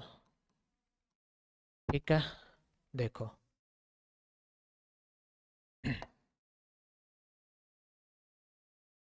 हाँ, ये आपके पास वर्त है, ये क्या है, वर्त है। इसमें दो चीजें हैं, एक तो है वर्तखंड और एक है त्रिज्यखंड। वर्तखंड किसको बोलते हैं, त्रिज्यखंड किसको बोलते हैं, वो मैं बता रहा हूँ। ये आपके पास इसका केंद्र है, ठीक है, ये हमने मिला दिया, इसको बोलते हैं त्रिज्यखंड। इस क्षेत्र में क्या है, जो भी आ रहा है ना, इसको क्या बोलते हैं, त्रिज्यखंड। और ये आपके पास कोई वर्त है, ठीक है, ये इसका केंद्र है, और जो ये क्षेत्रफल है ना, ओनली ये, इसको बोलते हैं क्या, वर्तखंड। इसको क्या बोलते हैं, वर्तखंड। तो देखो ये छोटा है, इसको बोलते हैं लघु वर्तखंड। इसको क्या बोलते हैं, लघु वर्तखंड। ठीक है, और ये जो ऊपर वाला ये बड़ा है, इसको बोलते हैं दीर्घ वर्तखंड। इसको क्या बोलते हैं, दीर्घ वर्तखंड। ठीक है, उसके बाद में ये छोटा है, इसको बोलते हैं लघु तिर्यखंड। जिसमें तिर्यकों का यूज होगा उसको क्या बोलते हैं, लघु तिर्यखंड। ठीक है, उसके बाद में ये बड़ा है, इसको बोलते हैं दीर्घ तिर्यखंड। ठीक है, तो ये तो होगी। अब देखो इनके फॉर्मूले कैसे लिखेंगे। हाँ, एक बात और, इसको बोलते हैं जो यहां से लेकर यहां तक ये लंबाई है ना, इसको बोलते हैं चाप। इसको क्या बोलते हैं, चाप। अब इन सबके फॉर्मूले देखते हैं, इसको मैं हटा देता हूं एक बार।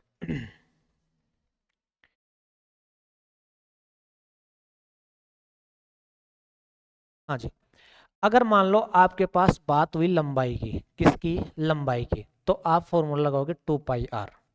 अगर मान लो आपके पास बात हुई क्षेत्रफल की, तो आप लगाओगे पाई r²। इस चीज को बस ध्यान में रख लेना। अगर मान लो किसकी बात हुई, लंबाई की, तो आप बोलोगे 2 पाई आर। क्षेत्रफल की बात हुई तो पाई r²। चलो मैं सबसे पहले त्रिज्यखंड के बारे में लिखता हूँ। त्रिज्यखंड क्या हो गया, ब्लर हो रहा है, अभी होगा, हाँ सही है, बता देना मेरे को ब्लर हो तो। अभी भी हो रहा है ना, अरे यार इसमें ये बड़ी मिस्टेक है, इसको मैं बंद करके चालू कर देता हूँ। आप मत करना बंद, अभी भी हो रहा है ना।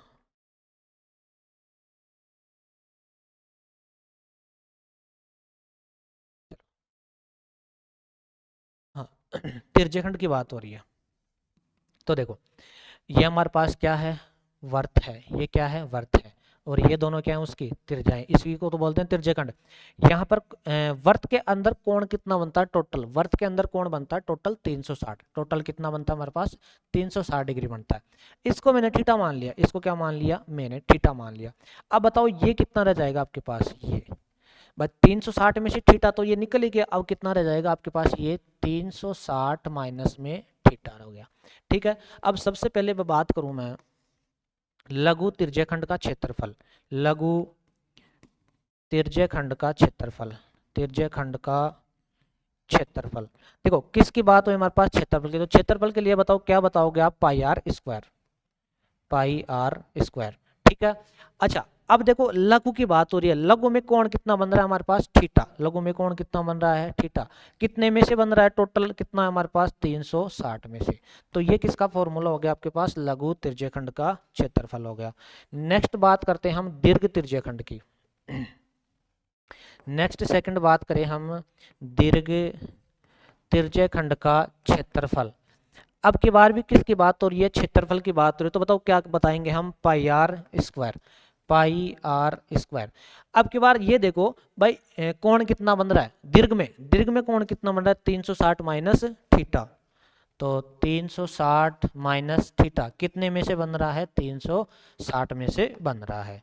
तो ये किसका फॉर्मूला हो गया आपके पास? दीर्घ त्रिज्यखंड का क्षेत्रफल हो गया। ठीक है, नेक्स्ट स्लाइड पर चलते हैं हम। चाप की लंबाई का भी लिख लेते हैं। ये आपके पास क्या था? वर्त था। ये आपके पास क्या थी? त्रिज्या थी। ये कोण कितना था? थीटा था। ये कितना था? 360 माइनस थीटा था। और एक चीज मैंने बताई थी कि अगर मान लो लंबाई की बात हुई तो आप बताओगे 2 पाई आर, क्षेत्रफल की बात हुई तो आप बताओगे पाई आर स्क्वायर। ठीक है, अब मैं बात कर लेता हूँ चाप की लंबाई की। चाप क्या होता है? ये इसको बोलते हैं लघु चाप, जो ये बड़ा वाला है इसको बोलते हैं दीर्घ चाप। तो सबसे पहले मैं लिखूँ लघु चाप की लंबाई। लघु चाप की लंबाई। देखो अब की बार किसकी बात हो रही है? लंबाई की। अगर लंबाई की बात हो रही तो आप बताओ क्या बताओगे? 2 पाई आर। लंबाई की बात हुई तो 2 पाई आर। अच्छा, लघु की बात हो रही तो कोण कितना है लघु में? थीटा। कितने में से है? 360 डिग्री में से। ठीक है, उसके बाद मैं बात करूं दीर्घ चाप की लंबाई। दीर्घ चाप की लंबाई। लंबाई की बात हुई ना, तो अब की बार भी किसकी बात हो रही है? लंबाई की। तो लंबाई की बात हुई तो बताओ आप क्या बताओगे? 2 पाई आर। ठीक है, उसके बाद में लघु में दीर्घ में कोण कितना है हमारे पास? 360 माइनस थीटा। कितने में से है? 360 में से है। ठीक है, ये हो गई चाप की लंबाई। उसके बाद में आता है हमारे पास वर्तखंड। उसके बाद में क्या आता है? वर्तखंड। ठीक है, नेक्स्ट चलता हूं मैं वर्तखंड पर। हाँ, ये हमारे पास कोई क्या है? वर्त है। ये क्या है? उसका केंद्र है। ये त्रिज्याएं हैं। और जो ये क्षेत्रफल है ना, ओनली ये, इसको बोलते हैं क्या? वर्तखंड। तो हाँ, ये कितना कोण है? थीटा है। और ये कितना आपके पास? 360 माइनस थीटा है। क्षेत्रफल की बात होगी तो क्या बताएंगे हम? पाई आर स्क्वायर बताएंगे। सबसे पहले लिखूं मैं लघु वर्तखंड का क्षेत्रफल। लघु वर्तखंड का क्षेत्रफल के किसकी बात हो रही है? क्षेत्रफल की। तो क्या बताएंगे हम? पाई आर स्क्वायर। ठीक है, लघु की बात हो रही है। लघु में कोण कितना है? थीटा है। कितने में से है? 360 में से है। लेकिन ये तो आपको तो यही तो चाहिए, ये ओनली ये क्षेत्रफल चाहिए। ठीक है ना, तो हम क्या करेंगे? हमने इस पूरे का निकाल लिया। अब इसमें से ये त्रिभुज बन रहा है ना, ये माइनस कर देंगे। ये त्रिभुज माइनस क्या कर देंगे? ओनली त्रिभुज का क्षेत्रफल। वर्तखंड में और त्रिज्यखंड में यही फर्क है, बस उसमें त्रिभुज का क्षेत्रफल नहीं आता, इसमें माइनस त्रिभुज का क्षेत्रफल कर देते हैं। उसके बाद में करते हैं हम लघु, सॉरी दीर्घ, लघु की तो बात होगी ना, दीर्घ वर्तखंड का क्षेत्रफल। तो क्षेत्रफल की बात हुई तो पाई आर स्क्वायर। लेकिन अब की बार किसकी बात हो रही है? दीर्घ की। तो दीर्घ में कोण कितना हमारे पास? 360 माइनस थीटा। कितने में से? 360 में से। लेकिन एक चीज माइनस करनी पड़ेगी, क्या? त्रिभुज का क्षेत्रफल। त्रिभुज का क्षेत्रफल। अब देखो त्रिभुज भी दो प्रकार के हो सकते हैं आपके पास। एक कौन सा? जिसमें कोण कितना होगा? 60 डिग्री। और एक कौन सा होगा जिसमें कोण कितना होगा आपके पास? 90 डिग्री। 60 डिग्री वाले कोण होंगे उसको बोलते हैं समबाहु। उसको क्या बोलते हैं? समबाहु। तो उसका क्षेत्रफल होगा अंडर रूट 3/4 भुजा स्क्वायर। उसका कितना होगा? अंडर रूट 3/4 भुजा स्क्वायर, मतलब ए स्क्वायर।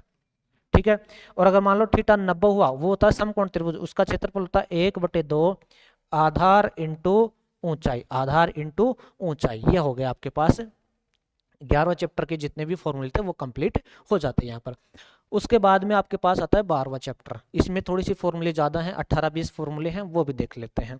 ठीक है, 12वां चैप्टर है क्षेत्रफल और आयतन। क्षेत्रफल और आयतन देखते हैं।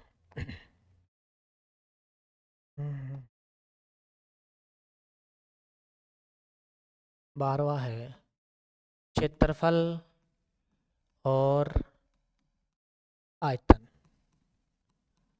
ठीक है, इसमें भी देखते हैं।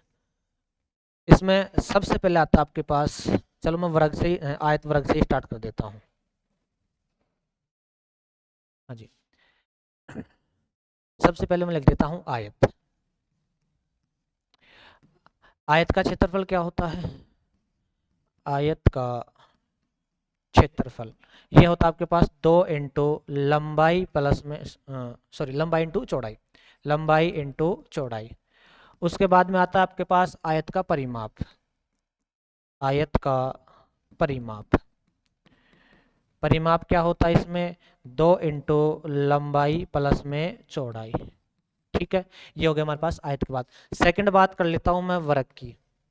वर्ग, ठीक है, वर्ग का क्षेत्रफल क्या होता है, वर्ग का क्षेत्रफल ये होता है आपके पास भुजा स्क्वायर, मतलब ए स्क्वायर भी लिख देते हैं इसको, भुजा स्क्वायर मतलब ए स्क्वायर। उसके बाद में मैं लिख देता हूं वर्ग का परिमाप, वर्ग का परिमाप, और ये होता है आपके पास 4 इंटू भुजा मतलब 4 इंटू ए। ठीक है, नेक्स्ट हम बात कर लेते हैं घनाभ की। अब देखो घनाभ क्या होता है, नेक्स्ट किसकी बात करते हैं, घनाभ। आपकी स्टार्ट यहीं से होता है, घनाभ से। ठीक है, घनाभ, घनाभ की एक बार मैं आकृति बनाता हूं।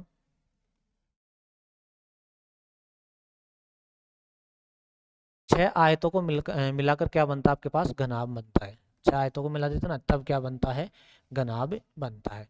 ये इसकी क्या है, लंबाई l, ये है चौड़ाई b, चौड़ाई को किसे लिखते हैं b, और ये है इसकी ऊंचाई h। ठीक है, सबसे पहले बात कर लेता हूं मैं घनाभ का, घनाभ का संपूर्ण पृष्ठीय क्षेत्रफल, संपूर्ण पृष्ठीय क्षेत्रफल, और वो होता है आपके पास 2 into L B plus B H plus H L. ये क्या हो गया, घनाभ का संपूर्ण पृष्ठीय क्षेत्रफल। ठीक है, उसके बाद में सेकंड आता है हमारे पास घनाभ का, घनाभ का वक्र। वक्र का मतलब होता है ओनली चार दीवार, वक्र का मतलब क्या होता है, ओनली चार दीवार, वक्र पृष्ठ क्षेत्रफल। वक्र का मतलब क्या होता है, ओनली चार दीवार, और वो होता है 2h l प्लस बी, और वो क्या होता है 2h l प्लस बी। ठीक है, नेक्स्ट मैं बात कर लेता हूँ घनाभ का आयतन। अब आयतन के लिए एक फिक्स चीज मैं आपको बता रहा हूँ, घनाभ का आयतन, आयतन के लिए फिक्स चीज है, किसी भी चीज का आप फर्श पता कर लो। क्या, फर्श पता कर लो भाई, फर्श किस शेप में है, और h से गुणा कर दो, बस आयतन आ जाएगा। अब देखो इसमें फर्श, फर्श एक आयत है l इंटू बी। अब आयत का क्षेत्रफल क्या होता है, लंबाई इंटू चौड़ाई मतलब l इंटू बी, और बस ऊंचाई से गुणा कर दो। किसी भी, चाहे वर्ग हो, चाहे सॉरी, चाहे हम बेलन का निकालेंगे, चाहे घन का निकालेंगे, चाहे घनाभ का निकालेंगे, चाहे शंकु का निकालेंगे, बस ऊंचाई से गुणा कर देंगे फर्श को, फर्श को पता कर लेंगे और ऊंचाई से गुणा कर लेंगे। तो इसका फर्श एक आयत है, आयत का क्षेत्रफल क्या होता है, एल इंटू बी, और मैंने क्या बताया, बस एच से गुणा करते जाओ आप, तो इसका आयतन क्या आ जाएगा, L into B into H हो जाएगा। ठीक है, ये हो गया हमारे पास क्या, घनाभ। नेक्स्ट बात करता हूं मैं घन की। नेक्स्ट है हमारे पास क्या, घन। घन क्या होता है, जिसकी लंबाई चौड़ाई ऊंचाई तीनों क्या होती है, बराबर होती है। ठीक है ना, एक बॉक्स होता है जिसकी लंबाई चौड़ाई ऊंचाई तीनों क्या होंगी, बराबर होंगी। ये आपके पास क्या है, घन है। अगर मान लो ये ए है तो ये भी ए होगी, और ये भी क्या होगी आपके पास, ए होगी। सबसे पहले मैं बात कर लेता हूं घन का संपूर्ण पृष्ठीय क्षेत्रफल, घन का संपूर्ण पृष्ठीय क्षेत्रफल, संपूर्ण पृष्ठीय क्षेत्रफल, और ये होता है आपके पास क्या, 6 है ना, तो 6a²। घन का वक्र, सेकंड बात कर लेता हूं मैं, घन का वक्र पृष्ठ क्षेत्रफल, वक्र मतलब चार दीवारों का, वक्र पृष्ठ क्षेत्रफल, और ये होता है आपके पास 4a², ओनली चार दीवारों का, तो 4a²। तीसरी बात कर लेता हूं मैं घन का आयतन, घन का आयतन, घन का आयतन। अब देखो आयतन कैसे, मैंने बताया कि फर्श पता कर लो, ऊंचाई से गुणा कर दो। अब इसका फर्श किस शेप में है, वर्ग, और वर्ग का क्षेत्रफल क्या होता है, वर्ग का क्षेत्रफल होता है a²। ठीक ना, उसको ऊंचाई से गुणा कर दो। अब इसमें तो ऊंचाई भी तो a ही है, तो a² को a से गुणा करेंगे तो क्या हो जाएगा आपके पास, a³। तो घन का आयतन क्या हो जाएगा, a³ हो जाएगा। ठीक है ना, बस आप फर्श पता कर लो, ऊंचाई से गुणा कर दो, आयतन आ जाएगा। नेक्स्ट मैं बात कर लेता हूं बेलन की। नेक्स्ट मैं बात कर लेता हूं बेलन की। अब देखो बेलन क्या है आपके पास, ये है बेलन, इसको क्या बोलते हैं, बेलन। ठीक है, हाँ, ये इसकी त्रिज्या r होती है, और ये क्या होती है, इसकी ऊंचाई h होती है। ठीक है, सबसे पहले मैं बात कर लूं बेलन का वक्र, बेलन का वक्र पृष्ठ क्षेत्रफल, वक्र पृष्ठ क्षेत्रफल, सबसे ज्यादा वक्र ही काम में आएगा आपको। वक्र देखो, जैसे मैं इसको काट के ऐसे कर दूं, तो काटने के बाद ये ऐसे फैल जाएगा। अब ये तो क्या आपके पास ये वर्थ तो है, ये ऐसे फोल्ड करके रखा हो तो वर्थ ही तो है मतलब। और वर्थ की बाउंड्री कितनी हो 2 पाई आर, मतलब ये मेरे पास 2 पाई आर है। ये कितनी है 2 पाई आर, और ये क्या आपके पास एच है। ठीक है, अब इसका क्षेत्रफल चाहिए तो क्या हो जाएगा आपके पास 2 पाई आर एच। तो बेलन का वक्र क्या आ गया आपके पास 2 पाई आर एच। दूसरी में बात कर लूं बेलन का संपूर्ण पृष्ठीय क्षेत्रफल। बेलन का संपूर्ण पृष्ठीय क्षेत्रफल मतलब आपको ना, वक्र का मतलब होता है ओनली स्लिट, मतलब चारों तरफ की स्लिट स्लिट। तो वक्र में मैं अगर मान लो ये वर्त और ये वर्त और जोड़ दूं तो संपूर्ण हो जाएगा मेरे पास। तो वक्र क्या था मेरे पास 2 पाई आर एच था, प्लस पाई आर स्क्वायर इसका और पाई आर स्क्वायर इसका, तो 2 पाई आर स्क्वायर और जोड़ना पड़ेगा मेरे को, तब जाके संपूर्ण मिलेगा। तो 2 पाई आर तो क्या आ जाएगा हमारे पास कॉमन आ जाएगा, और एच प्लस आर इसमें रह जाएगा, ये आपको याद रखना है। ठीक है, थर्ड में बात कर लेता हूं बेलन का आयतन। बेलन का आयतन, अब ये चीज फिक्स है, मैंने क्या बताया था कि फर्श पता कर लो ऊंचाई से गुणा कर दो। इसका फर्श क्या है वर्त है, और वर्त का क्षेत्रफल क्या होता है पाई आर स्क्वायर। अब ऊंचाई से गुणा कर दो पाई आर स्क्वायर इंटू एच, ये क्या हो गया इसका आयतन हो गया। ठीक है, नेक्स्ट में बात कर लेता हूं शंकु। नेक्स्ट क्या आपके पास शंकु। हाँ जी, शंकु देखो क्या होता है, ये इसको बोलते हैं क्या शंकु। ये इसकी क्या होती है त्रिज्या आर होती है, और ये होती है इसकी ऊंचाई एच। ये क्या होती है ऊंचाई, और इसको बोलते हैं तिर्यक ऊंचाई एल। इसको क्या बोलते हैं तिर्यक ऊंचाई एल। सबसे पहले मैं बात कर लूं शंकु का वक्र। शंकु का वक्र पृष्ठ क्षेत्रफल, ये क्या होता है आपके पास पाई आर एल होता है। दूसरी मैं बात कर लूं शंकु का संपूर्ण पृष्ठ क्षेत्रफल। संपूर्ण पृष्ठ क्षेत्रफल, संपूर्ण का मतलब है भाई, वक्र का मतलब होता है ओनली स्लिट स्लिट, और संपूर्ण का मतलब आपको ये भी जोड़ना पड़ेगा। तो किसमें पाई आर एल में है ना, आप पाई आर स्क्वायर और जोड़ दो तो कितना हो जाएगा आपके पास हाँ, कितना क्या कॉमन आ जाएगा आपके पास पाई आर कॉमन आ जाएगा, क्या रह जाएगा एल प्लस आर आपके पास बच जाएगा। तीसरी में बात कर लो शंकु का आयतन। शंकु का आयतन, और ये हो जाता है जो भी बेलन का आयतन आता है ना उसका 1/3। तो 1/3 पाई आर स्क्वायर एच, ये क्या हो गया इसका शंकु का आयतन हो गया। हाँ, रही बात एल की, तो एल कैसे निकालते हैं, एल निकालते हैं under root R square plus H square. ठीक है, ये हो गया हमारे पास क्या शंकु। नेक्स्ट में बात कर लेता हूं गोला। बस अब तो होने वाला ही है। नेक्स्ट में बात कर लेता हूं गोला। हाँ जी, गोला जैसे फुटबॉल होती है ना उसको बोलते हैं क्या गोला, और हाँ हाँ ले लो, है ना, उसको क्या बोलते हैं फुटबॉल। जैसे आपके पास फुटबॉल है उसको बोलते हैं गोला, और जैसे मान लो आपके पास कोई चूड़ी है या कंगन है उसको बोलते हैं वर्त। तो इन दोनों में यही फर्क होता है। तो सबसे पहले मैं बात कर लूँ अ, गोले क्या, गोले का वक्र और संपूर्ण एक ही होता है गोले का, तो गोले का वक्र और संपूर्ण, संपूर्ण समपूर्ण, संपूर्ण पृष्ठ क्षेत्रफल, ये क्या होता है आपके पास जितना वर्त का होता है ना उसका 4 गुना होता है। तो वर्त का क्या होता है पाई आर स्क्वायर, तो इसका 4 गुना कर दो 4 पाई आर स्क्वायर। नेक्स्ट मैं बात कर लूं गोले का आयतन। गोले का आयतन, और गोले का आयतन होता है 4/3 पाई आर क्यूब। यहाँ पर क्यूब होता है, इस चीज का ध्यान रखना। आप मिस्टेक यहीं पर करते हो भाई, स्क्वायर करके छोड़ देते हो। चलो गोला हो गया, अब मैं बात कर लेता हूँ अर्धगोले की। अर्धगोला देखो, अर्धगोला, ठीक है, अर्धगोला मैं बना देता हूं यहां पर। ये क्या आपके पास है अर्धगोला है, ठीक है। ये इसकी क्या है त्रिज्या आर है, ये इसकी त्रिज्या क्या है आर है। ये भी आर ही होती है, ये भी त्रिज्या क्या होती है आपके पास आर ही होती है, ठीक है। चलो मैं बात कर लूं गोले का अर्धगोले का वक्र। अर्ध गोले का, गोले का बलर हो रहा है, अरे रे रे रे रे रे। अर्धगोले का वक्र, यार ये बड़ी मिस्टेक हो रही है आज।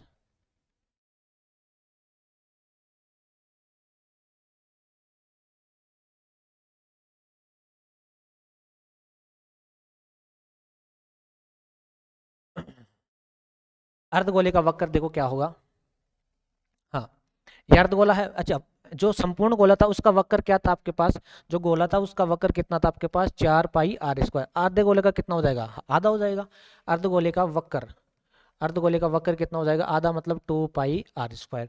दूसरी मैं बात कर लूँ, इसका संपूर्ण भी होता है, इसका संपूर्ण अलग होता है, वक्र अलग होता है। तो अर्धगोले का संपूर्ण पृष्ठीय क्षेत्रफल, संपूर्ण पृष्ठीय क्षेत्रफल। अब देखो मेरी बात सुनो, वक्र का मतलब क्या होता है, जो ये स्लिट होती है ना ओनली इसका क्षेत्रफल। अब संपूर्ण में तो देखो, संपूर्ण में ये भी ऐड होगा, संपूर्ण में ये भी ऐड होगा, तो ये क्या है आपके पास, वर्त है, और वर्त का क्षेत्रफल क्या होता है, πr²। तो क्या करना पड़ेगा आपको, 2 पाई r² में ना क्या जोड़ना पड़ेगा, πr²। तो 2 पाई r² टोटल कितना हो गया ये, 3 पाई r²। तो ये क्या हो जाता है इसका अर्धगोले का संपूर्ण पृष्ठीय क्षेत्रफल। नेक्स्ट मैं बात कर लेता हूं इसमें अर्धगोले का आयतन।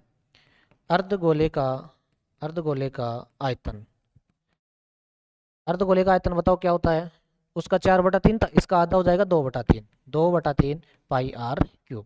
ये इसके कंप्लीट फॉर्मूले हो गए। 13वां चैप्टर जो भी था, 12वां चैप्टर था उसका। 13वां चैप्टर क्या आपके पास है, सांख्यिकी। 13वां चैप्टर क्या है, सांख्यिकी। उसमें भी देख लो फॉर्मूले हैं। हाँ जी, 13वां चैप्टर है सांख्यिकी,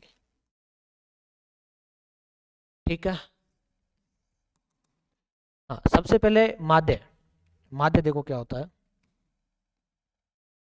सबसे पहले मैं बात कर लो माध्य, ठीक है। इसके 4 फॉर्मूले बताऊंगा हमको। पहला, सबसे पहला आता है राशियों का योग, राशियों का योग, और बटे में आता है आपके पास राशियों की संख्या। ये फॉर्मूला भी आपको काफी काम में आएगा, राशियों की संख्या, ठीक है। एक फॉर्मूला तो ये हो गया। दूसरा फॉर्मूला होता है आपके पास माध्य का, क्या, सिग्मा FI और बटे में क्या, सिग्मा FI, ठीक है। ये आपके पास सेकंड फॉर्मूला होता है। थर्ड फॉर्मूला, थर्ड विधि है आपके पास, मैं बता देता हूँ, पद विचलन विधि। पद विचलन विधि, इसमें क्या होता है बताओ, माध्य बराबर, इसमें होता है माध्य बराबर होता है, हाँ, A+σFI, और इसमें होता है UI और बटे में कितना, सिग्मा FI, और इनटू में क्या होता है आपके पास, H होता है। इस फॉर्मूले को याद रखना। अच्छा, जहां पर U बताओ कैसे निकालेंगे हम, U निकालेंगे x माइनस ए से। U कैसे निकालेंगे, xi माइनस ए से, ठीक है, xi माइनस ए से निकालेंगे। चौथा फॉर्मूला होता है इसमें कल्पित विधि से। कल्पित से क्या होता है बताओ, माध्य बराबर क्या होता है, A+σFI, और यहाँ पर होता है UI की जगह DI, और बटे में सिग्मा FI। और D कैसे निकालेंगे हम, D निकालेंगे सॉरी यहाँ पर बटे में H भी आता है, बटे में क्या आता है, H, x माइनस ए, ठीक है। ये आपके पास कल्पित से हो गया। तो ये 4 फॉर्मूले थे, सबसे पहला ये, फिर उसके बाद में ये प्रत्यक्ष विधि बोलते हैं, इसको बोलते हैं पद विचलन, और लास्ट में आपके पास आ जाती है कल्पित विधि। नेक्स्ट बात कर लेते हैं हम किसकी, ये तो हो गया माध्य। अब बात करते हैं माध्यक। हाँ जी, माध्यक का फॉर्मूला क्या होता है, L+N/2 माइनस CF, और बटे में क्या F, और इनटू में क्या होता है आपके पास H। अब L क्या होता है, L होता है जो छोटी सीमा होती है ना, वर्ग अंतराल को सिलेक्ट करते हैं उसमें जो छोटी सीमा होती है वो होती है। N क्या होता है, N जो भी CF निकालते हैं और लास्ट में जो सबका योग आता है ना उसको क्या बोलते हैं, N बोलते हैं। CF क्या होती है, संचयी बारंबारता। जो वर्ग सेलेक्ट किया था ना हमने, वर्ग सेलेक्ट कर लिया, उससे जस्ट ऊपर का देखना आपको CF, इस चीज का ध्यान रखना। जो वर्ग में आ रही है ना उसको नहीं रखना है, उससे ऊपर वाला रखना है। F क्या होती है, जो वर्ग के अंदर बारंबारता में आती है ना बीच में, उसको क्या बोलते हैं, F। H क्या होता है, जो भी नीचे वाली सीमा और ऊपर वाली सीमा में अंतर होता है ना उसको क्या बोलते हैं, H बोलते हैं। नेक्स्ट हमारे पास आता है बहुलक। बहुलक का फॉर्मूला क्या होता है,